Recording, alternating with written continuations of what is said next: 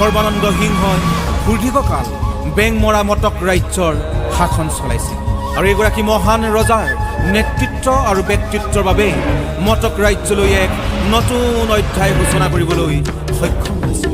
সেয়েহে ইতিহাস প্ৰসিদ্ধ এইজনা মহান বীৰ পুৰুষক সন্মান জনাই তেখেতৰ গুণ গৰিমাৰে বৰ্ণনিত এটি বিশেষ গীত শ্ৰদ্ধাৰে নিবেদিছোঁ।